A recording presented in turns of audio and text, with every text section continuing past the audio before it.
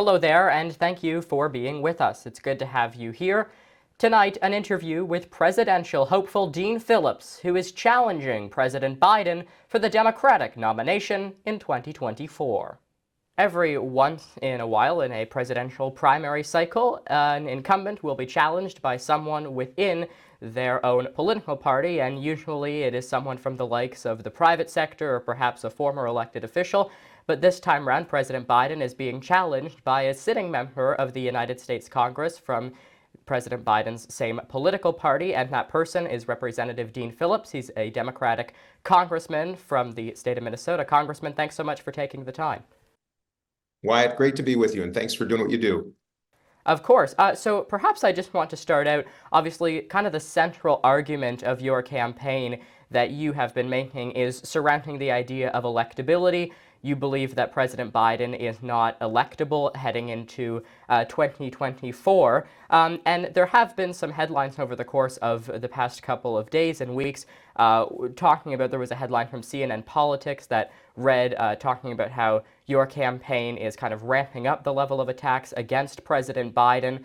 Why are you a better choice than someone like President Biden, given that right now, at least, you are polling behind President Biden in the polls? So Wyatt, first of all, what you just shared is exactly right. President Biden, a good man, someone I respect, he's not electable. Every single poll that has come out in the last number of months is the same thing. They're getting worse. His new approval numbers that came out 2 days ago from Pew Research are at 33%, historically low. And we are facing not just a normal 2024 election, it will be likely Donald Trump. And that is the case for challenging the sitting president, which of course is unusual because usually an incumbent president is stronger than this one. But the truth is he's going to lose.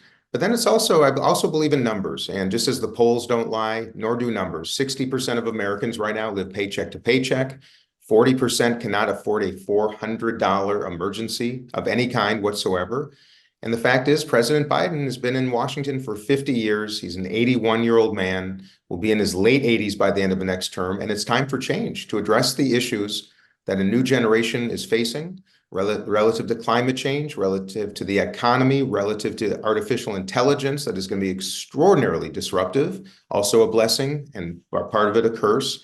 We're not ready, and we don't have leaders at that stage of life, and that means Donald Trump as well, in a position to do so. As for the polling numbers, I entered the race a little less than 2 months ago.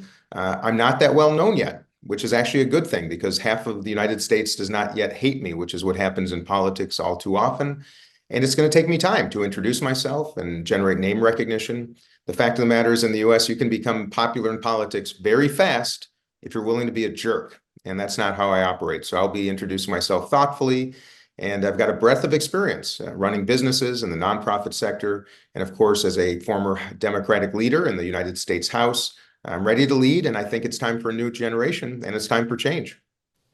And of course, there are a number of policy issues, and I do want to get into that. But just sticking on electability here for a little while, you mentioned, of course, President Biden has, dedicated his life essentially to public service. But I have seen a couple of other interviews that you've done where you've commented on the fact that, oftentimes a good politician, steps outside of public service and before running for something like the presidency. They have outside experience, essentially. But I guess you kind of fall at the other end of that. So why is someone why is a country like the United States ready for a president to go straight from Congress to the Oval Office? In fact, I think it should happen. By the way, it's not about straight from Congress. What I look at in a president, what most Americans look at, is one's life experience, one's principles and values, and one's professional experience. And in that respect, my experience is more broad than any president in recent memory. Having built businesses, led them in the private sector, having led nonprofits, a charitable foundation, board chair of a large health system in Minnesota, and a regent at a university. I've got a breadth of experience in those categories. And of course, 3 terms in the U.S. House, ranking member of the Small Business Committee, a member of House Democratic leadership until I resigned to run for president. And also I'm the ranking member of the Middle East Subcommittee on Foreign Affairs, which of course has great implications right now as it relates to the challenges between Israel and Palestinians. So the breadth of experience is quite wide. My contention is When all you have is either private sector experience or all you have is public sector experience, that's part of the problem. And that's why I'm going to be a breath of fresh air with a very different and diverse set of experiences that have informed my worldview, illuminate my policies, and my desire to manage the United States of America in the executive branch in a way that hasn't been done in a long, long time. And moving now to the Middle East, you mentioned, as you said, ranking member of the Middle East Committee in Congress. You had a bit of a tense exchange that was shared with a protester, I guess you could say, at one of your town halls in New Hampshire over the issue of the war happening in Israel right now. The protester was essentially wanting you to call for a ceasefire. Obviously, it's not only a complex situation, but a developing situation. It's rapidly changing on kind of a day-to-day basis. But right now, with the position that Hamas is in, obviously capable of doing things like it did on October the 7th, I guess from your perspective, is a ceasefire even possible? I believe so. And I'm tired and I'm saddened and I'm frankly appalled that this cycle of bloodshed continues unabated year after year after year. And another reason why I think it's time for new generation of leadership from the West Bank to the West Wing. Its time is now because we can't tolerate the same people doing the same things over and over and expecting a change in outcomes. And interestingly enough, I've been pretty bold in my call for a ceasefire concurrent with the release of all hostages that remain in Hamas's hands. And Wyatt, you're probably aware of this. There are 8 Americans who have been held hostage by Hamas, a terror organization, for over 2 months. And I find that unacceptable. It is the United States of America's core responsibility to keep its citizens safe. And if they are in harm's way or kidnapped, in this case, hostages, we should be doing everything humanly possible to extract them. When they're released, all the hostages, there should be an immediate ceasefire. Israel should exit. A multinational peacekeeping force should be brought in to maintain security. Hamas has to be eliminated, Wyatt. I think it's absolute. The international community should agree with that. And then it's time to invest in Palestine and create a new state, not unlike the Marshall Plan after World War II, in which even the countries that were arch enemies during World War II became friends again because the United States made a commitment to rebuild their economies. I think it's time to do the same thing for Palestinians. They deserve self-determination and hopeful futures, and Israel deserves to exist and maintain its own security and prosperity as well. Two things can be true at once, and I care deeply about my Israeli brothers and sisters, and I care deeply about my Palestinian brothers and sisters. And I think it's time for humanity to take charge and leave aside some of the animosities of the past. And that's not easy, but it is something that our generation and yours is going to have to do. And Wyatt, I also want to remind everybody that I'll be the first president in American history that will have a youth cabinet, a 50-member cabinet of high schoolers and college students, one from each of the 50 American states, to populate a cabinet to share perspectives, ideas, and participate in policy prescriptions for the great challenges we face. That's a very different way of looking at things, and that includes peacemaking around the world as well. And so sticking on the issue of Israel here for just a moment, of course, just this past week there was a resolution before the United Nations, and the United States was one of just 10 countries that voted against the resolution at the United Nations calling for a ceasefire in Gaza. Where do you stand on the United States and how they voted on that resolution? Do you agree with how they voted? I have to tell you once again, it is complicated, and I'm disappointed in some countries in what I consider their anti-Semitic, anti-Zionist perspectives on Israel. There are 200 Christian majority nations in the world, Wyatt, roughly 140 Muslim majority nations in the world. And there's only one Jewish majority nation in the world. And at the onset of the Holocaust, some of the earliest ships that tried to bring Jewish refugees to the United States of America were turned away. They were turned away. And I think that should inform everybody's perspective on why Israel must exist, why it must defend itself. And since its founding 75 years ago, it has always been on the defensive because of attacks from the north, from the south, and of course, from the east. And I think that's something that the UN should be more mindful of. Like I said, though, earlier, I do believe there must be a ceasefire concurrent with the release of hostages and ensuring security and safety for both Israelis and Palestinians with a multinational security force that would be in Gaza until elections can be held and until a new state can be created, because that to me is the only solution. And I'd like to see the United States of America lead. I'm Jewish, and I want to be the first Jewish president in American history who also signs documents that help create a Palestinian state. I can do that. And with the intention and with my own background and with that olive branch in mind, I think it is something that we can't any longer look at as an option. It has to be a mandate, and we have to get to work. And just recently, I was in Tuscaloosa for the Republican primary debate, and some of the conversations that were going on there, obviously amongst Republicans, they feel that Joe Biden is not suitable to serve another term in the White House. But there were some Democrat observers there who, kind of as a result of the Republican debate, were talking about the idea of, as a growing number of candidates step up to run for the Democratic nomination, there's of course you, there's Marianne Williamson, and at first there was RFK Jr., who then decided to run as an independent. But the conversation being that, some people are open to the idea of a Democratic primary debate, with the exception of the Democratic National Committee, who also I know recently just essentially canceled one of the primaries in the critical state of Florida. So perhaps just I kind of want to get your take on that. And also, would you be willing to participate in a debate if, whether it's a news outlet or the DNC opened the floor to have that happen?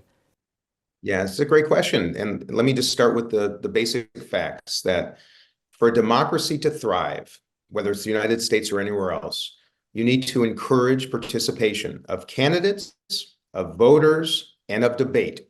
And right now, the sad truth is the Democratic National Committee is discouraging and suppressing all three, literally. The barriers to entry to get on ballots in states is very high. The suppression of voters in Florida, North Carolina, New Hampshire is real and astoundingly dangerous. And they've already announced, no matter who's in the race, there will be no debate, which seems to be a very strange position in a country that is so predicated on debate in a democracy. So I am deeply disappointed. The answer is, of course, I want to debate. I think it is the responsibility for any candidate, whether they be an incumbent or a challenger, to always consent to a debate, because without that, democracy dies. And we are seeing now the leading candidates, both the GOP and Democratic leading candidates right now, both saying that they don't believe debate is necessary. And I think that is a really astoundingly dangerous position for potential presidents and current presidents and a past president to take in the United States of America.